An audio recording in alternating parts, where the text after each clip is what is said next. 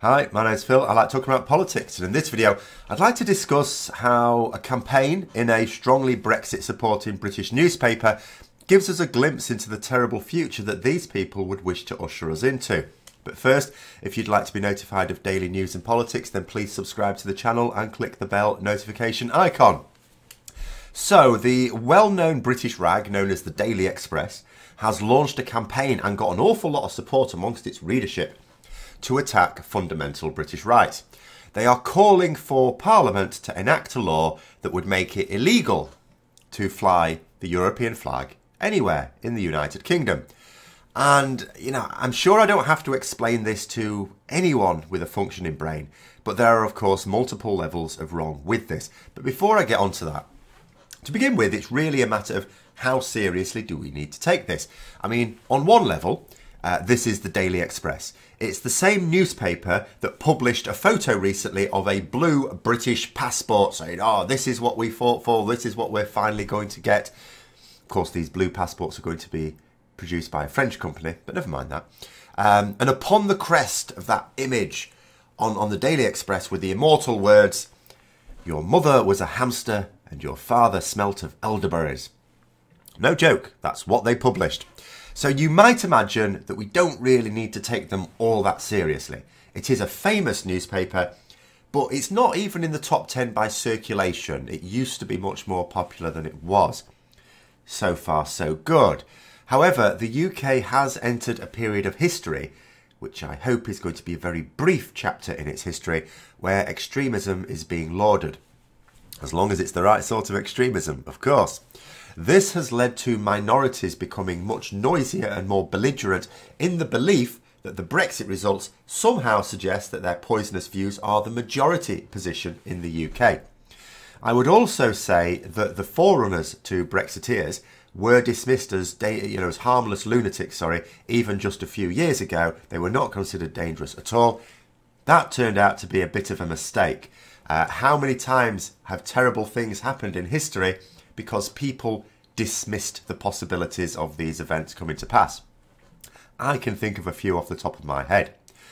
But just in case there are some people here who think that making the act of flying the European flag is somehow patriotic, as supporters of this madcap scheme seem to think, let me go through a few basics. So the first one is, if you make it illegal on the basis that we're no longer in the EU, well, why would you want to fly the flag? You must be a traitor then. You'd also be making it illegal to fly the Stars and Stripe, the Tricolour, hell, even the Saltaire south of the border. Nobody would ever have published such a proposal, not even the lunatic fringe in the Daily Express, about any other flag on Earth or beyond it. Second, the European flag is not strictly the EU flag. The European flag was adopted by the Council of Europe, of which the UK is not only a founder member, but also a continuing member. We're not leaving the Council of Europe, we're leaving the EU. But such is the ignorance of Brexiteers that they neither know about the Council of Europe or our relationship with it.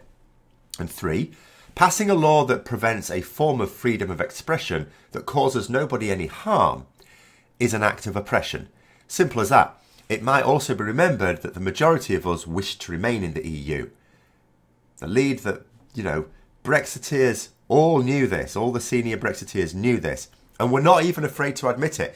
When asked just last year why we don't have another referendum to break the parliamentary deadlock, Jacob Rees-Mogg, who was in the cabinet at the time under Boris Johnson as Prime Minister, responded, because the result would be overturned. But the problem with a campaign such as this is less about whether it will happen, whether we need to take it seriously in itself. I don't believe that it will happen. It's that it normalises this extreme behaviour. MPs won't go for this form of aggression. Why would they? It does them no good. And the people certainly won't stand for it. I'd like to see them try and imprison millions of us for waving a flag that is part of our identity, regardless of the legal situation. But normalising behaviour and positions such as this just means that the slightly less aggressive measures do slip through. We become desensitised to horrific acts that would have been slapped down by all the political parties on all sides just 10 years ago.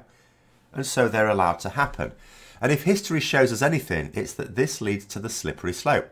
you allow a dreadful act, and then you allow a heinous act, and then you allow an abomination against mankind, and then you just abandon all sense of morality, and anything can and will be justified in the interests of whatever. So, although I'd like to think that a campaign like this doesn't need to be taken seriously and in theory could be dismissed, you know, coming from the same people that brought us the Monty Python passport, I do think we should still show outrage when it happens, at the prospect of even considering it. Dismissing crackpots doesn't work. It actually just encourages them. So I hope you found the video interesting. If you did, don't forget to click the like button. If you'd like to support the channel further, then please also click the Patreon link for details. And until next time, I'll see you later.